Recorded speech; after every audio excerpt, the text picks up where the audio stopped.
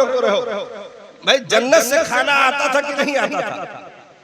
बनी इसराइलियों के लिए मन्नो सलवा आता था कि नहीं आता था? आता था। तो बनी इसराइली जन्नती खाना खाए और मुस्तफा के गुलाम पेट पर पत्थर बांधे, ये कैसी फजीलत?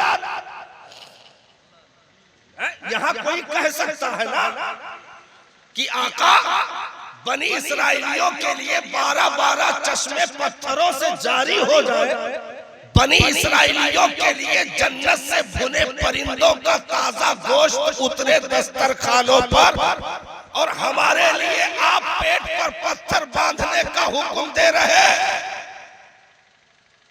लेकिन ऐसा नहीं हुआ, क्योंकि रिजल्ट सामने था।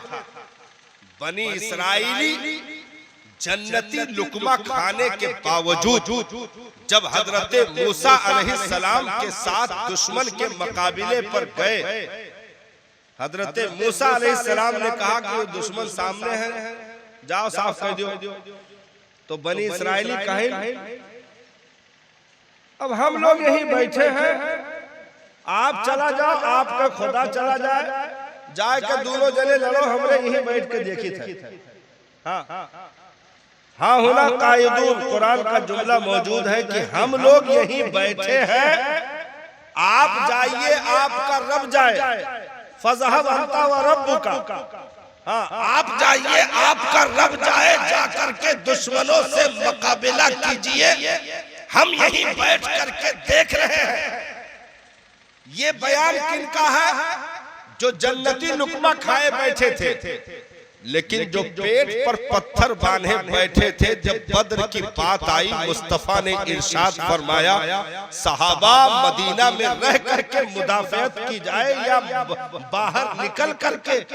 सहाबा घुटनों के बल खड़े हो गए, अर्द की मसीहा हम जैसों से मशवरा क्या, आप खाली हुक्म तो करें, बद्र तो बहुत करीब है आका, हम कैसरों किसरा से भी जंग छेड़ने के लिए तैयार हैं, हम दरियाओं के कलेजों पर भी घोड़े डालने के लिए तैयार हैं, आका सिर्फ हुक्म तो करें।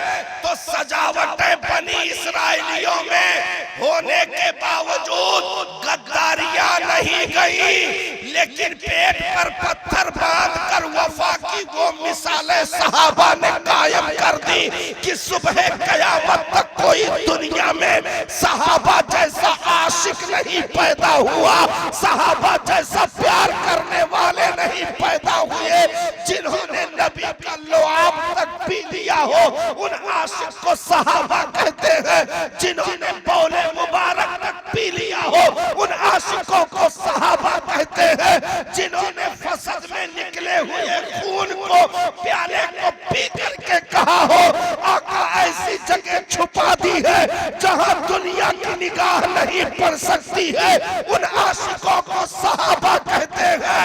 तो सजावटों से कीमतें नहीं होती, नबी ने पत्थर तो बंधवाया, लेकिन अंदर से इतना कीमती कर दिया था कि मस्जिद नबवी के मिंबर पर, मस्जिद नबवी के मिंबर पर हजरत उमर इब्ने खत्ताब खुतबा दे रहे थे। अचानक खुतबे के दौरान इरशाद फरमाया, या सारियतु अल जबल, या सारियतु अल जबल, ऐ सारिया पहाड़ की तरफ हो जाओ। लोग हैरान हुए कि खुतबे के दरमियान सारिया का नाम क्यों आया। तारीख वक्त नोट कर ली। 3 दिन के बाद उधर से नहावंद से जब खबर आई तो पूछा गया क्या मामला, कहा रब ने फतेह दे दी। कहा फतेह हुई कैसे ये तो बताओ। कहा हम दुश्मनों में घिर गए थे, हमें कुछ सूझ नहीं रहा था, ऐन जुमा के खुतबे का वक्त चल रहा था, दुश्मन चारों तरफ से घेरा डाल चुके थे, करीब था कि हम पिस जाते, लेकिन एक गैबी आवाज आई, सारिया पहाड़ को अपने पीठ के पीछे रखकर पनाह ले लो। हमने उस गैबी आवाज पर लब्बैक कहते हुए पहाड़ के पीछे अपने आप को जो है छुपाया, और फिर दुश्मन का मुकाबला हुआ तो उस आवाज की बदौलत रब ने हमें फतेह अता फरमाई। लोगों ने टाइम देखा, वक्त देखा तो पता चला मस्जिद नबवी से यानी मदीना से 3 महीने के फासिले पर हजरत सारिया नहावंद में जंग कर रहे थे। उमर इब्ने खत्ताब की आवाज मदीना से नहावंद के मैदान में पहुंच रही थी और निगाहे उमर मिंबर से नहावंद का मैदान देख रही थी तो पेट पर पत्थर हो लेकिन अंदर वजूद इतना कीमती हो कि नहावंद का मैदान भी दिख जाए और अपनी आवाज वहां तक पहुंच भी जाए। इसे मुसलमान कहते हैं और ऐसे पावर देने वाले को इस्लाम कहते हैं। सुभान अल्लाह। नारे तकबीर, नारे रिसालत, हमारा इस्लाम, अज़मते मुस्तफा, नारे तकबीर, नारे रिसालत, जिंदाबाद जिंदाबाद। हम सजावटों में रह गए, सजावटों में रह गए। एक जन का देखें हर साल बिल्डिंग नया करवावा, हम कहें बौरा गए है। 3-3 लाख 4-4 लाख रुपया लगा करके बिल्डिंग की पेंटिंग करवाए। पता लगा कि बगल वाला वो है कलर करवाए दी, बस इनके कुल मिस हो गया। हाँ भाई, मुसीबत की वो घड़ी कैसी होगी जब आप जौने कलर का कुर्ता पैजामा पहन के बारात जाओ वही कलर के हुआ टेंट लागू।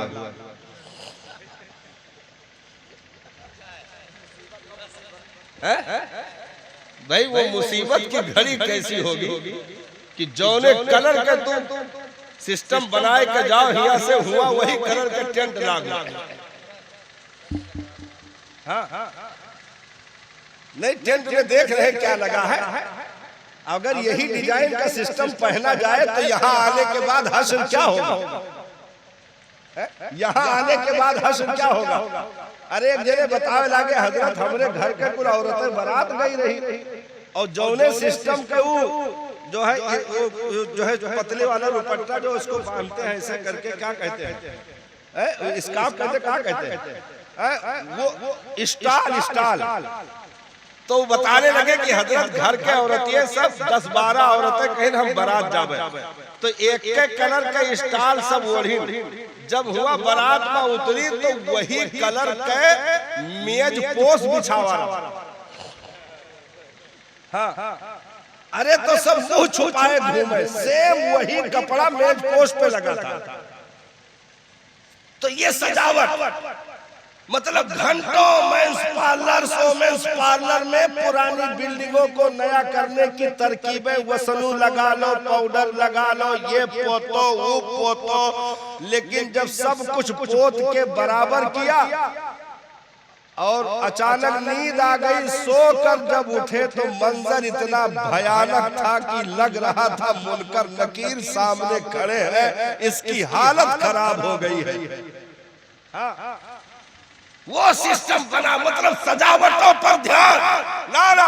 करीम आका ने इरशाद फरमाया, कुरान देखकर पढ़ा करो, चेहरे में वो नूरानियत आएगी, वो चमक आएगी कि दुनिया के किसी क्रीमों से वो चीज नहीं आ सकती जो रब के कुरान की तिलावत से तुम्हें अता की जाएगी। रब की बारगाह में अपनी पेशानियों को झुकाया करो और तस्बीह ठहर ठहर कर पढ़ा करो, जायका लेकर के पढ़ा करो। सजदे से पेशानी उठाओगे, चेहरा चमक उठेगा, वो नूरानियत वो चमक आएगी कि साहब धुलने से तो जाना दूर की बातें हैं, वो चमक मरने के बाद भी नहीं जा सकती। धुलने के बाद जाना तो दूर की बात है, मरने के बाद भी नहीं जाएगी। हाँ भाई, शायर ने क्या कह दिया ना, शायर ने क्या कह दिया, क्या कह दिया? तोरे लोग तो बताओ ना क्या कह दिया, पता नहीं क्या कह दिया। भाई शायर ने कुछ कह दिया, यहाँ पर शायर ने कुछ कह दिया, पता नहीं क्या कह दिया। ज़मीं मैली नहीं होती, ज़मान मैला नहीं होता, मोहम्मद के गुलामों का कफन मैला नहीं होता।